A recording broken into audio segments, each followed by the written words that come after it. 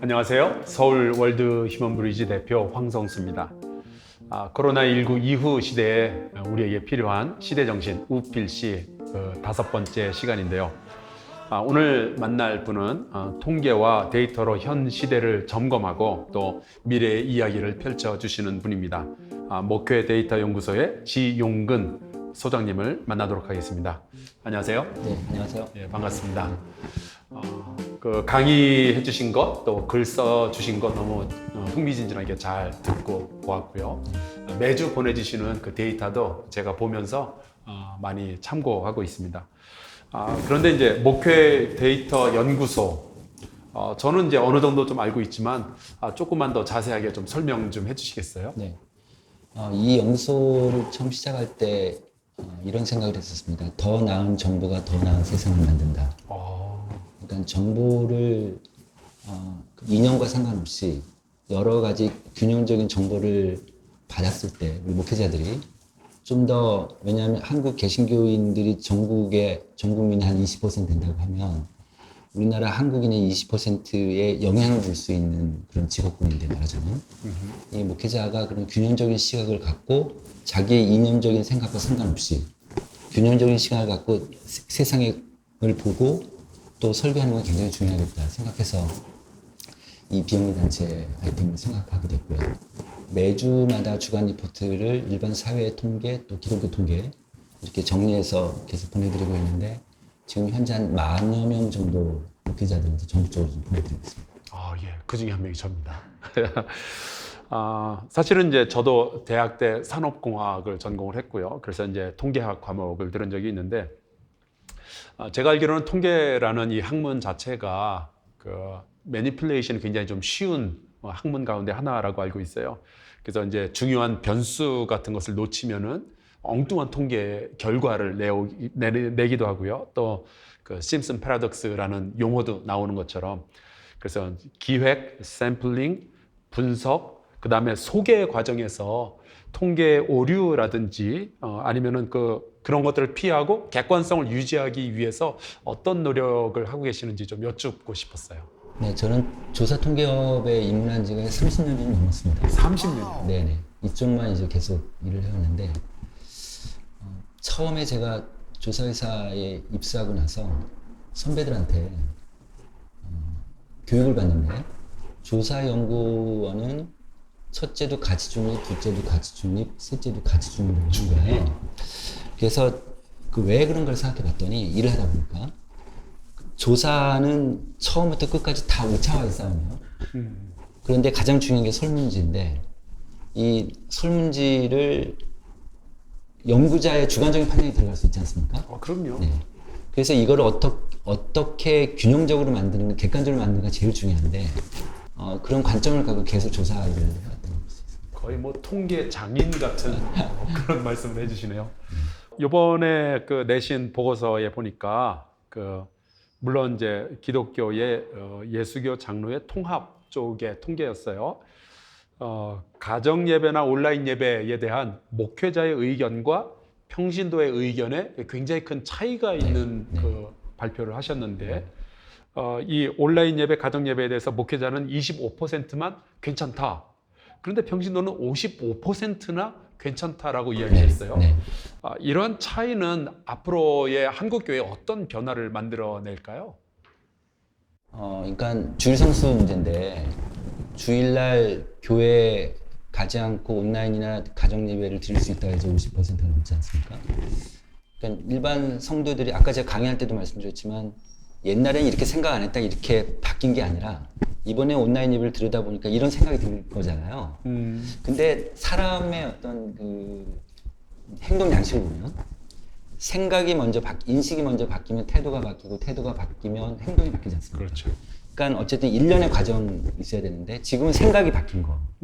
생각이 이렇게 바뀌다기보다 그러니까 어쨌든 이런 생각이 들었는데 목회자들은 과거의 오프라인 중심에서 계속 과거의 방식을 아무래도 좀 의지하고 싶고 고집하려고 하는 마음이 있으신데 교인들은 벌써 저만큼 간 거야 말하자면. 와. 네, 그래서 이 생각의 차이가 있는데 이게 사회 변동이나 사회 발전을 보면요 생각들이 바뀌면 다시 거꾸로 가진 않아요.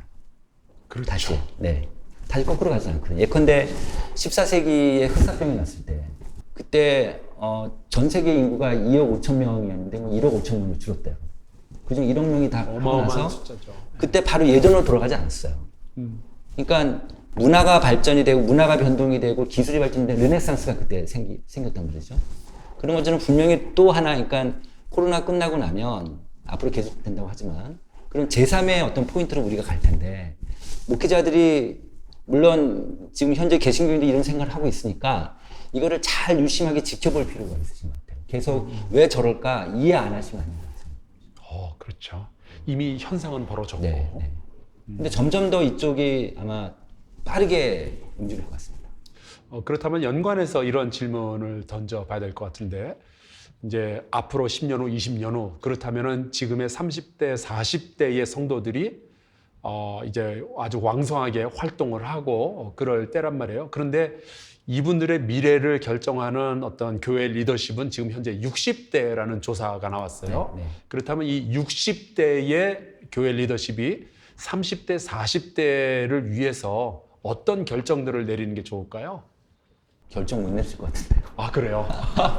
지금 올해 4.15 총선 때 국회의원 당선된 국회의원들의 평균 연령이 55세였어요. 55세 평균이. 오, 예. 네. 딱 근데 제 나이네요. 55세인데 4년 전보다 한 살이 줄었어요. 56세에서 55세로 줄었는데 제가 이제 왜 여기에 좀 관심을 갖고 있냐면 국회의원이라는 것은 결국 대한민국 호를 끌고 가는 가장 중요한 리더십 그룹인데 그렇죠. 그럼 교회 리더십은 뭘까 생각하다가 이제 총대를 생각하게 된 거예요. 총대 연령을 보니까 평균 한 63세가 되는 거예요. 그러니까 8살 차이가 나요. 근데 63세인데 이 총대 연령이 63세인데 근데 그 63세 그러니까 60대가 제일 많을 거 아니에요? 60세 이상이 75%예요. 그리고 49세 이하가 교회 총대는 1%예요. 그런데 국회의원들은 17%거든요. 17대 1이에요. 17대 1. 그러다 보니까 30, 40대 젊은 층 또는 교회 학교 아이들 이 지금 그 앞으로 다음 세대라고 한다고 하면 이 세대들을 60대 이상이 이게 이해하기가 쉽지 않지 않을까요? 그렇죠. 어렵죠. 왜냐하면 디지털 정보 격차가 워낙 벌어져요. 그래서 이들이 사용하는 지식과 영역이 지금 60대 이상의 고령층하고는 전혀 다른 세계거든요. 왜냐하면 저희만 해도 저희 아들 세대를 이해 못하지 않습니까? 못하세요? 그러니까 잘 못하는데 저는. 하여튼 근데 요즘 젊은 사람들은 맥도날드 간다고 그러면 거기 종업원 보고 얼굴 보고 주문하는 것보다 키오스크가 더 편할 거예요. 근데 맞아요. 60대 이상은 그렇지 않아요. 이게 불편하거든요. 그러니까 다른 세상에 살고 있기 때문에 한국 교회가 다음 세대를 계속해서 잘 유지하고 확장시키려면 그러려면 1대1로 전도하는 것도 되게 중요하지만 현재 30, 40대나 20, 30대 이들을 이해하고 같이 끌고 가야 되는데 그러려면 이들과 같은 선상에 있는 리더십이 있어야 되는 거죠. 네. 그러니까 아까 얘기처럼 그 국회의원들의 49세 이하가 17%나 된다고 하는 거는 교회 리더십이 근데 아주 현실적으로는 지금 어렵긴 하지만 그렇지만 20, 30대 젊은 층들 또 교회학교 대표자 20, 30대 정말 신앙이 든든한 건강한 대표자를 세워서 교회의 의사결정 라인 안에 집어넣고 같이 고민하고 같이 토론하고 같이 의견을 나누고 이런 과정들이 앞으로 이제 굉장히 점점 더 중요해지겠다 이렇게 생각이 듭니다. 그렇다면 이제 그 60대 이상의 교회 리더십이 취할 수 있는 행동 하나는 젊은이들을 의사결정 구조 안으로 끌어들이는 게 제 생각은 좋겠네요. 그렇습니다. 제 생각은 그렇습니다. 알겠습니다. 소장님은 특별히 다음 세대에 대해서 참 많은 관심을 가지고 데이터를 수집하고 또 가공해서 어른들에게 알려주는 것으로 제가 알고 있어요. 다음 세대는 몇 살 정도를 말씀하시는 거예요? 저는 교회학교를 생각하고 있습니다. 교회 학교라면 그래도 특별하게 몇 살부터 몇 살? 초, 중, 고. 초, 중, 고. 네. 그러면 이제 청년들은 빠지는 거죠? 청년들도 포함시킬 수 있지만 제 생각에는 지금 교회학교가 되게 중요하다. 네, 그런 오케이. 생각이 있죠. 그렇다면은 어떤 철학이나 정서 뭐 아니면 우리의 전통 그런 게 아니라 숫자들만 보았을 때 네. 우리의 부모들한테 무슨 말씀을 해주고 싶으세요? 저희가 작년에 조사한 데가 하나 있는데 그 중고생들 크리스찬 중고생들 500명한테 물어봤어요. 학생의 신앙에 가장 영향을 주는 사람이 누구입니까 했더니 어머니가 1위였어요. 내가 그럴 줄 알았어요. 어머니가 1위였고 교회학교 교사가 6%로 거의 꼴찌였어요. 그러니까 이거는 그건 뭐냐면 예상치 못했어요. 이 조사는 교회에서 조사했다면 이런 답이 안 나올 거예요. 네. 집에서 온라인으로 이메일로 은밀하게 한 거거든요. 그러니까 자기 생각 그대로 여과 없이 얘기하는데 그 얘기 뭐냐면 지금 현재 한국교회 교회학교 학생들이 교회 교사한테 영향을 안 받고 있다는 거예요. 다시 얘기하면 교회학교 교사가 영향이 없다는 거예요. 자, 그 뭐 여러 가지 요인이 있겠지만 그래서 이렇게 본다고 하면 결국은 이 데이터만 갖고 보면 어머니를 어떻게 교사화시킬 수 있냐 가장 중요한 관건이잖아요. 그러네. 한국교회 전체가 그러니까 교회와 가정과 자녀라고 하면 이 삼각 구도를 가정에서 어떻게 이 아이를 잘 케어하고 잘 관리시키고 또 성경에 대해서 잘 인도하고 어머니가 그 역할을 해야 되는 게 굉장히 중요하다는 거죠. 그래서 이제는 어머니를 그러니까 교회학교 교사, 청년 교사가 중요할 수 있지만 교사 대학을 한다면은 어머니를 대상으로 교사 대학이 반드시 필요하다는 거예요. 네. 그리고 예컨대 지금 이제 구역별로 지역별로 이렇게 구역이 돼 있다면 교회 학교의 중학교 1학년 부모 모임 예컨대 중학교 3학년 부모 모임 이런 모임들이 굉장히 이제 앞으로는 필요하겠다. 와. 네. 그리고 그 부모들한테 교회에서 직접적으로 교육을 시켜주고 이렇게 되면요 어머니를 교육시키게 되면은 일석이조 일석삼조가 있는 거예요. 남편까지도 교육이 돼요. 예컨대 그렇죠. 아버지 그죠? 그러니까 어머니가 중심이니까. 그래서 이런 것들이 이제 앞으로 한국교회 큰 전략 방향이 돼야 되지 않을까 이런 생각. 어머니들을 세게 훈련을 시켜야겠네요. 충남 당진에 동일교회라는 교회가 있는데요. 네. 이 교회는 교회학교 학생이 1, 2천 명 굉장히 많아요. 근데 어른도 많지만 이 교회는 어떻게 하냐면은 그 어머니가 만약에 그러니까 이 아이가 유치부가 올라가면 어머니가 뭐 교회 뭐 성가대라거나 다른 봉사를 다 끊게 만들고 그 아이의 교회학교 선생을 시켜요 어머니를. 그리고 이 아이가 중학생이 되면 엄마도 같이 따라 올라가요. 네, 그래서 어머니를 아주 직접적으로 교사를 시키는 그런 교회도 있습니다. 아이들이 좋아할지 싫어할지는 잘 모르겠네요. 어쨌거나 그게 굉장히 효과가 있다라는 것은 분명한 것 같고요. 와, 굉장히 중요한 인사이트네요. 하나 좀 더 여쭤보고 싶은데 디지털 환경에서의 그 어떤 정보 소외에 대해서 굉장히 좀 염려를 하시는 것으로 제가 보여요.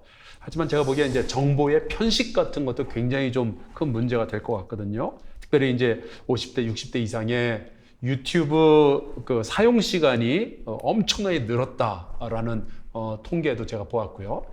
어떤 결과가 예상되시는지, 그 다음에 이 유튜브란 놈을 우리가 어떻게 보고 또 개발을 해야 되는지 좀 말씀해 주시겠어요? 네, 저희 연구소에서 한 2달 전쯤에 우연히 그 유튜브 조회수가 그 1000만 뷰가 넘는 그 유튜브를 하나 한국교회 발견하게 된 거예요. 그 목동 쪽에 있는 한성교회라고 합동체교회인데 거기 김윤진 간사 알죠? 네. 그 컨텐츠가 어마어마한 거예요. 저도 깜짝 놀랐죠. 그래서 이제 그 교회 그 유튜브 통계를 전 세계적인 유튜브 통계 내는 사이트가 있어요. 몇 개 있는데 그 교회를 쳐보니까 그 교회가 그 당시에 9,500만 뷰 누적 조회수가 이렇게 된 거예요. 야, 이거는 한국교회 큰 이슈다. 큰 아이템이다. 그래가지고 제가 그 교회가 1억 뷰 넘을 때까지 기다렸어요. 그 교회를. 그래서 지지난주 1억 뷰가 넘었어요. 그래서 지난주 저희 목회 데이터 연구소 보고서를 1억 뷰 넘는 한국교회 등장 이렇게 해서 저도 봤죠. 네, 이렇게 냈거든요. 아, 이 정도 되니까 그래서 유튜브를 제가 좀 스타디를 해보니까 이 정도 되면 아까 제가 얘기했던 김윤진 간사 그 정도 조회수라면 이건 팬덤이 형성된 것 같아요. 팬덤이라는 거는 이렇게 되면은 크리스찬뿐 아니라 넌 크리스찬도 다 같이 들어와서 본다는 얘기거든요. 그래서 유튜브가 이제는 최대의 선교지가 되겠다. 선교지. 네, 그렇게 한번 생각을 해보게 된 거예요.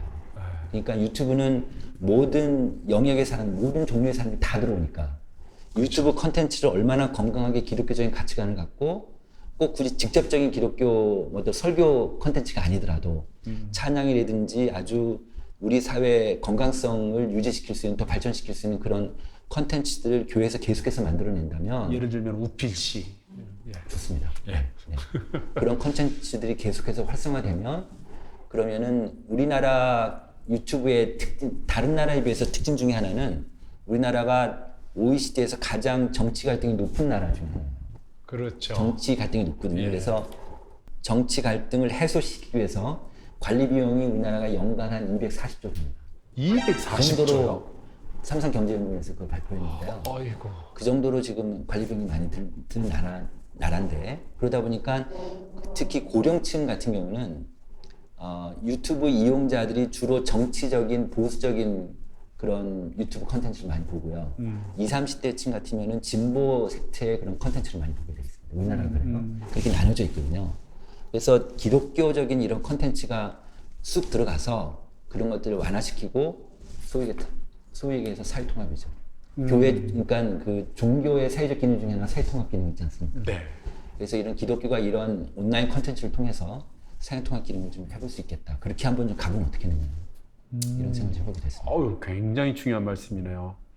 그러면은 NGO나 혹은 한국교회가 개발해야 되는 그 이른바 킬러 컨텐츠라는 게 있잖아요. 이거는 먹힌다 하는 그런 거. 제가 보고서를 봤을 땐 찬양을 좀 키웠으면 좋겠다라고 하는데 또 다른 거 하나 정도를 주신다면은 그건 저도 잘 모르겠어요. 교회마다 교회 강점들이 있고 근데 분명히 제가 이 음악에 대해서 말씀드리고 싶은 것은 뭐냐면 전 세계적으로 이 음악이 모든 소비 산업을 이끌고 있어요. 이게 이제 호모 사피엔스 책에 나오는 얘기인데 근데 그 음악 때문에 우리 어렸을 때 워크맨 있죠.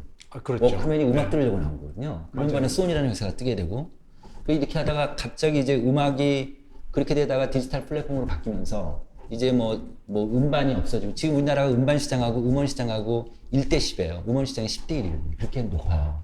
그러다 보니까 이런 이제 음반을 만들어내고 뭐 CD 만들어내고 이런 기업들이 다 이제 무너지게 되고 그렇죠. 이제 디지털 쪽으로 가다 보니까 음악이 모든 기술을 선도한다 이렇게 볼 수 있는데 지금 현재 우리나라 전체 인더스트리에서 지금 음악을 쫓아가는 산업 하나 있어요. 그게 의류 패션 쪽입니다. 의류가요 온라인 아마 여기 계신 분들도 아마 이해하시겠지만 온라인 쪽으로 의류 구매가 엄청나게 늘고 있어요. 그것처럼 이제 디지털 쪽으로 다 바뀔 텐데 분명히 한국계도 분명히 영향을 받을 테니까 모든 산업들이 아마 온라인 쪽으로 갈 것 같다. 뭐 이제 속도의 문제긴 하겠지만 그걸 다 준비해야 된다는 거죠. 예, 준비를 해야 되겠네요. 너무 감사드리고요. 이제 마지막 질문입니다. 우리 소장님께서 숫자들을 그동안 참 많이 보셨는데 그렇다면 우리에게 필요한 시대 정신이라는 것은 무엇일까요? 저는 계속 교회를 중심으로 해서 계속 스타디를 좀 해온 사람이라 교회 관련된 시대 단어라면 저는 디지털 정보라고 보고 있습니다. 디지털 정보. 네, 디지털 정보. 디지털 정보. 그러니까 지금 제가 왜 말씀드리냐면 아까 지금 아주 공교롭게도 한국 교회의 리더십들이 그러니까 한국 교회 전체 연령 구성이 교회 밖에 전체 한국 사회 연령 구성보다 좀 더 고령화돼 있어요. 한국 교인들이 더. 그런데 리더십들이 아까 말씀드린 대로 한국의 교회 리더십들이 주로 60대가 많으니까. 근데 이 연령층이 디지털 정보 격차의 소외 계층하고 연결돼요. 그러니까 한국 교회 리더십들이 지금 디지털 정보 격차의 소외 계층으로 지금 전락될 가능성이 있는 거죠. 그래서 이건 굉장히 큰 문제일 수 있다. 그러면은 디지털 정보에서 소외된 분들이 한국 교회의 미래를 결정을 해야 되는 상황인 건가요? 굉장히 문제죠. 네. 그래서 이거를 한국 교회가 지금부터 이제 고민해야 되고 왜냐하면 그 한국 교회 리더십들이 다 지식인들만 있는 게 아니기 때문에 그래서 이 문제를 이제 한번 제가 건드려보고 싶은 거죠. 계속 이슈를 좀 던지고 아젠다를 던지고 해서 이제 계속 이런 것도 교회가 좀 대응해야 되지 않을까. 예, 고맙습니다. 5가지 시대 정신의 나눔이 이 시대를 살아가는 우리에게 미래를 열어가는 많은 인사이트들을 주었으리라고 생각을 합니다. 오늘 말씀 주셔서 너무 감사드리고요. 아주 유익한 시간이 되었습니다. 앞으로도 이 코로나19 이후의 세대를 우리가 모두 가정에서 또는 기업에서 아니면 친구들의 관계에서 우리의 공간에서 잘 준비해서 우리의 앞이 어두운 세상이 아니라 더 밝은 세상이 되었으면 좋겠습니다. 지금까지 우필 씨, 황성수였습니다. 고맙습니다.